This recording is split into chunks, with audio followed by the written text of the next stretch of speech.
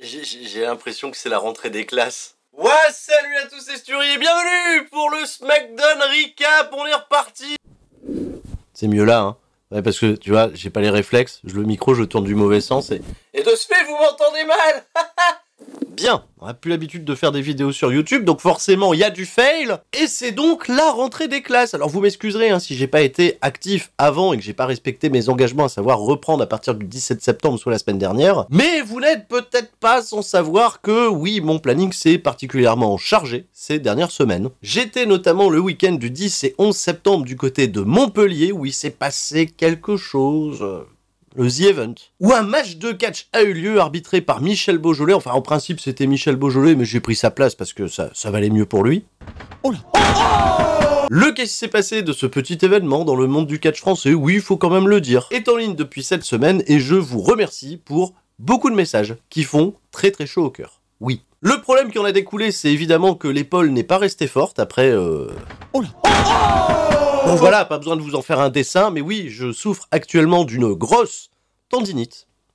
Ne vous moquez pas, c'est vrai, je ne peux malheureusement pas lever le bras plus haut que ça, et oui, et bah ouais, et pour faire du montage, je vous cache pas que c'est pas forcément le plus simple. Mais on va s'accrocher, on va essayer de rester fort, on revient dans l'actualité de WWE parce qu'il s'en passe des choses depuis que Triple H est aux commandes. Dans le retour d'un pressenti Bray Wyatt, est-ce qu'on peut oser le dire? Oui, on peut dire Bray Wyatt. Avec depuis plusieurs semaines des easter eggs qui se glissent depuis les live events avec la chanson White Rabbit reprise a cappella pendant les intermissions, et c'est le cas également pour les derniers épisodes de Raw et de SmackDown, hein, voilà, pendant la pub on nous balance Jefferson Airplane, White Rabbit, qu'est-ce qui se passe? Et depuis le dernier épisode de Monday Night Raw, un QR code, apparu pendant un segment de Austin Theory nous a renvoyé vers une petite vidéo sur un site hébergé par WWE où l'on retrouve ce fameux lapin blanc jouant une partie de pendu où il répond à la phrase « Qui a tué le monde? C'est toi qui l'as fait ». Il faut noter, et c'est assez intéressant, que le premier mot que le lapin a tenté de noter hein, sur son clavier, c'est « démon hein, ». Voilà, le démon. Le démon?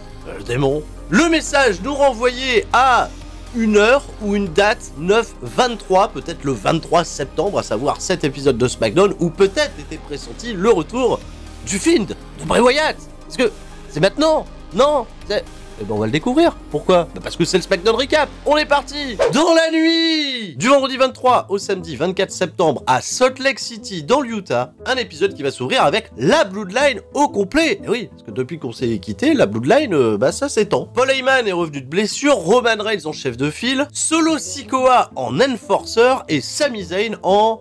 visiblement en prospect, qui essaye d'intégrer la Bloodline. Et oui. On nous remonte ce qui s'est passé lors de la conférence de presse la semaine dernière à Las Vegas, où désormais c'est officiel, Roman Reigns connaît son futur challenger pour le championnat indisputé universal, qui ne sera nul autre que la mégastar des réseaux sociaux, Logan Paul, et ça se fera où? Le 5 novembre en Arabie Saoudite. Et... c'est fini ça? Bah oui, maintenant il n'y a plus d'humour hein, sur cette chaîne, c'est terminé. Le vieil homme au loin il est parti, Michel Beaujolais on sait pas s'il a été rembauché ou pas. J'ai regardé Raw et SmackDown, il n'y a plus beaucoup de moments, c'est fun, hein, c'est fini. De ce fait oui, je m'en vais juste vous donner les résultats. Qu'est-ce qu'on fait? C'est pas, voilà, il y a Logan Paul contre Roman Reigns, ça c'est le 5 novembre, on va attendre. Bon la Bloodline ils sont là tous ensemble, l'image est très jolie. Paul Heyman il nous rappelle que Roman Reigns est champion depuis la fin de la guerre de sécession. Que les Usos ce soir dans le main event défendent leur championnat par équipe unifié contre Ridge Holland, fils de François, et Butch. Ah, au moins il y a encore ça qui est drôle. Et que Solo Sikoa, qui a été destitué de son titre nord-américain qu'il avait gagné la semaine dernière, les raisons elles seront un petit peu floues, hein, ça s'est passé du côté d'NXT. Shawn Michaels il lui a dit le match il était pas officiel, enfin bref toute une couille. Mais Solo Sikoa il est adoubé, voilà, par Roman Reigns, et Solo Sikoa reconnaît Roman Reigns comme le chef de la tribu. Une petite cérémonie, on lance la musique, et là, Sami Zayn, il fait « les mecs, désolé de vous couper, mais j'aimerais quand même dire un truc, je suis content d'être là, et j'aimerais également, moi aussi, acknowledger notre chef tribal, et vous rejoindre, même si j'ai pas la lignée du sang, voilà, il le précise, hein, voilà, j'en ai pas le même sang, évidemment, Sami Zayn, on n'est pas con, t'es pas samoin. Sachez que je suis content d'être là, et c'est vrai que bon, Sami Zayn, il est quand même assez bien intégré, Roman Reigns, il aime bien, Solo Sikoa, il a compris que oui, Sami Zayn, c'était un bon allié, Jimmy Uso, il délire avec Sami Zayn, il s'entend. Jey Uso, non. Jey Uso, il peut pas sentir Sami Zayn depuis le début, ce qui rend le truc assez intéressant. Et là, le problème, c'est que Sami Zayn, il a interrompu le protocole, il a interrompu la musique et tout, et de ce fait, Jey Uso, il l'engueule, Roman Reigns, il lui fait, mec, bon, on va être sérieux, 5 minutes, et là, tu vois, on commence un petit peu à flipper, les gens, ils chantent Sami. Roman Reigns, il va demander à ce bon vieux Sami Zayn de retirer son t-shirt de la Bloodline, en disant, t'as pas apporté ce t-shirt, frère, enlève-le. Et Sami Zayn, il fait, ben quoi, je veux pas l'enlever, c'est mon t-shirt. Enlève-le, je te dis. Jey Uso, il pète un câble, il commence à arracher le t-shirt de Sami Zayn, on se dit, merde, c'est le moment, il va passer un sale quart d'heure, est-ce que c'est là, le moment tant attendu où Sami Zayn va quitter la Bloodline et se rebeller contre elle? Et ben non, pas du tout. Ils lui ont offert un nouveau t-shirt.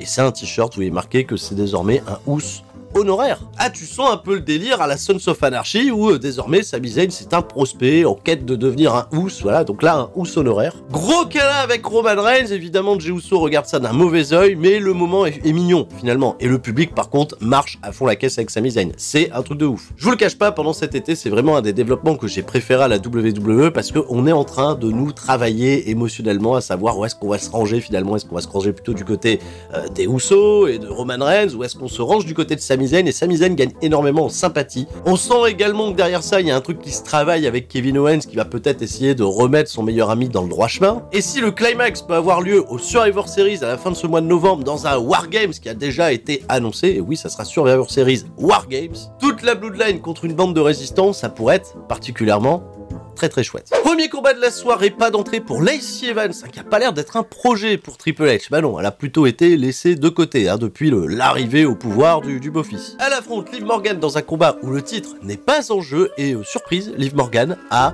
pris les coups, hein, voilà, pendant tout le match. 8 minutes 44, et pour Liv Morgan, va falloir attendre la 8ème minute pour qu'elle se réveille, pour caser ses trademarks et remporter le combat, comme quoi Lacey Evans, t'es bien nul, meuf. Ce qu'on retiendra surtout, c'est l'aftermatch où Liv Morgan a pété un câble, puisqu'elle affrontera, on le rappelle, Ronda Rousey à Extreme Rules dans un combat Extreme Rules. Elle a défoncé Lacey Evans avec un candlestick, a sorti une table à l'extérieur du ring, et a réussi un magnifique senton depuis la 3ème corde vers l'extérieur. L'image était très jolie, le bump était très cool, et Liv Morgan regagne la sympathie du public. Ça avait l'air mal engagé, mais là c'est bon, la ferveur, elle est de retour. Le projet, bah non, maintenant c'est même plus un projet puisque ça a l'air établi. Le fil rouge de la soirée, c'est Hitro backstage qui organise une petite fête. Évidemment, les premiers invités, c'est les Street Profits parce qu'ils sont copains. Et puis, ah, le QR code, il est là, je l'ai vu, il est apparu, même pas une seconde. Vous l'avez capté? Vous l'avez capté le QR code? Vous l'avez scanné? Attendez voir, je suis en train de regarder. Ouais, ok. Ouais, merde, ça nous amène sur un petit jeu vidéo. Voilà. J'ai pas le temps de jouer aux jeux vidéo, je dois faire SmackDown Recap. Là. Il est Sturie du futur, il est là? Oui, il est là. Et bah alors?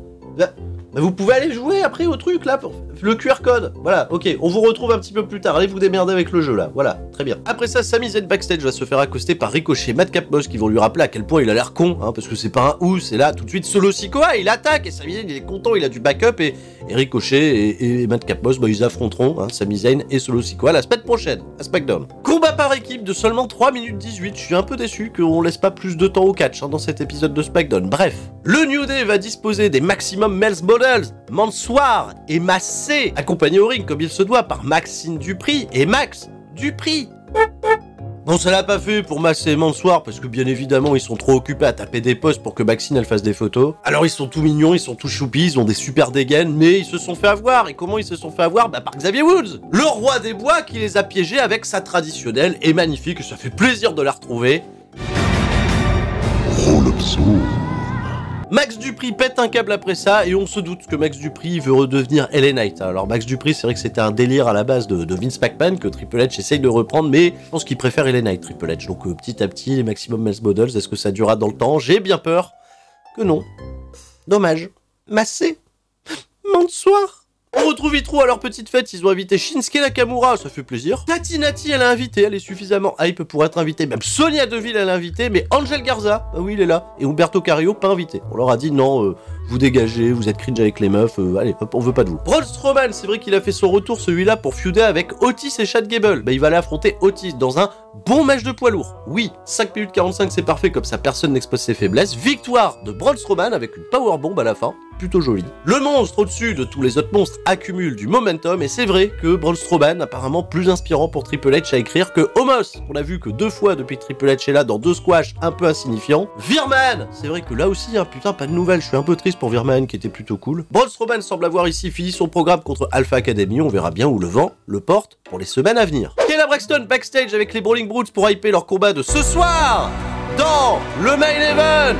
Sheamus nous annonce également que dans 2 semaines, il affrontera Gunther, Gunder, en avant dans la revanche pour le championnat intercontinental, un match qui, je le rappelle, a été à Clash at the Castle, noté 5 étoiles par Tonton Dave. Ah oui.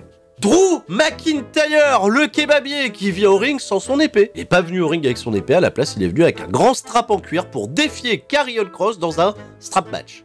Et la musique de Karrion Kross retentit, Scarlett fait son entrée, le kebabier il est pas con, hein, il a tourné la tête et il a vu Karrion Kross l'attaquer dans le dos, de ce fait, domination de Drew McIntyre qui met des grands coups de strap dans le dos de Karrion Kross et ça fait plaisir parce que ça... Il était marqué, Karrion Kross, il avait des sacrées traces. Scarlett, elle est venue faire le save, elle a voulu lancer une boule de feu à la gueule de McIntyre. Oh non, arrêtez avec les boules de feu, ça marche jamais. Bah non, mais c'est pas ça, 3 mètres à côté. Oh non, oh pas les boules de feu, ça va, ils se sont attrapés. Derrière, McIntyre, il a pas vendu la boule de feu vu qu'elle est passée à côté, il a mis un Spinebuster et il s'est fait avoir par un low blow de la part de Scarlett. Karrion Kross est resté debout à la fin de ce segment. Le strap match a bien été validé pour le prochain PLE, à savoir Extreme Rules. Pour la déconne, Dakota Kai est la moitié des championnes par équipe parce que oui, elles ont repris le titre à Raquel Rodriguez et Alia, dont on n'a pas de nouvelles. Raquel, elle va justement affronter Dakota Kai et la battre en à peine 2 minutes suite à une distraction de Shotzi Blackheart qui visiblement est redevenue babyface, je ne sais pas comment. La distraction réussit et Dakota Kai... Dakota Kai, welcome to the Roll-Up Zone. Bah voilà, j'avais peur qu'il n'y ait plus de fun à la WWE, la Roll-Up Zone est de retour, 2 en un épisode, back to the basics. La fête de Nitro, ça part en bagarre parce que Angel et Humberto, ils sont venus mettre un super kick à Top Dollar, qui justifiera un match entre les 2 équipes la semaine prochaine à SmackDown. Et ah, on a revu le QR code, c'est le QR code, c'est le même QR code, c'est... Sturi du futur, vous êtes là, vous avez joué au QR code? Yo, c'est Sturi du futur, oui, je suis en train actuellement de galérer là sur le niveau parce que, oui, regardez, à chaque fois on se mange les murs, là c'est pas possible. Ça a été codé par... attendez, peut-être qu'il y a un autre moyen, il faudrait peut-être passer là. J'ai l'impression que je suis passé dans un autre monde. C'est pas grave, attendez, j'essaye de... Oui, voilà, j'arrive au niveau de la porte, j'ouvre la porte et là... On a des coordonnées. Apparemment ça correspond à Edmonton, au Canada. Patricide. La patrie, le Canada. Donc un patriote, probablement Landstorm. Sid le cinglé, Sid Vicious. Ça nous annonce peut-être un match lundi à Raw entre Sid Vicious et Landstorm. Voilà, j'ai pas d'autres explications. C'était Sturi du futur. J'espère que vous allez bien. Ah ouais, donc on est parti pour attendre chaque semaine qu'il y ait un nouveau QR code qui apparaisse et ça va durer longtemps. Voilà. C'est intelligent de faire ça. Si là, le feed, j'étais déjà de retour, il se serait intégré où? Hein, avec Chad Gable. WWE, ils ont trouvé un truc, voilà, on va venir chaque semaine chercher les QR codes, créer de l'intrigue, créer de l'engouement autour d'un truc un petit peu subtil avec des easter eggs, et je vous cache pas que c'est tout ce que j'attends d'un programme comme WWE avec les moyens qu'ils ont et justement le côté créatif, hein, merci, Bray Wyatt, si c'est toi, bien sûr. Le main event, c'était le gros match de catch, 14 minutes 10, digne bien évidemment d'un main event. Les Usos vont conserver leur championnat par équipe contre un Ridge Holland et un Butch, qui ont montré d'excellentes choses. Alors Ridge Holland, je suis pas véritablement convaincu que ça fera un gros babyface à l'avenir, mais dès lors que Pete Dunne se met à catcher, évidemment, le public est enthousiaste. Un excellent travail à l'extérieur du ring, des accompagnants, à savoir Solo Sikoa, Sami Zayn pour les Usos, et Sheamus, le populaire du côté des Brawling Brutes. Le spot du match, c'est très certainement ce moonsault de Pete Dunne qui a été contré par un double super kick de la part des Usos. Et le salut final viendra d'un overbooking que j'ai trouvé assez pertinent, puisque Sheamus, à l'extérieur du ring, se fera attaquer par Imperium, dont un Gunther qui lui a porté une Big Boot pour hyper bien évidemment la rencontre à venir dans 2 semaines. Double super kick sur Ridge Holland à l'extérieur du ring et Pete Dunne qui va malheureusement sombrer dans le 1D de la part des Usos qui conserve les championnats, pose à la fin et ça conclut là un épisode de SmackDown que j'ai trouvé très solide, très digeste parce que bien évidemment ça dure moins longtemps que Monday Night Raw, mais on ira voir ce qui se passe du côté de Raw, parce que Raw, ils mettent un petit peu plus l'ascendant, je trouve en tout cas, sur le catch, et ce sera intéressant de se retrouver mardi pour en parler. Et d'ailleurs mardi, grosse annonce à vous faire quant à une prochaine vidéo qui sortira sur la chaîne, c'est ça le catch. Bon, il n'y a plus qu'à monter tout ça. Et oui, à la partie la plus complexe pour ma part, hein, et pour cette épaule. Merci du soutien, merci de votre retour, ça me fait plaisir d'être à nouveau parmi vous. Je vous fais des gros bisous à tous, et je vous dis à la prochaine, c'était Sturi, et tout le monde reste fort, sauf mon épaule. Et les QR codes. Ciao, bye bye.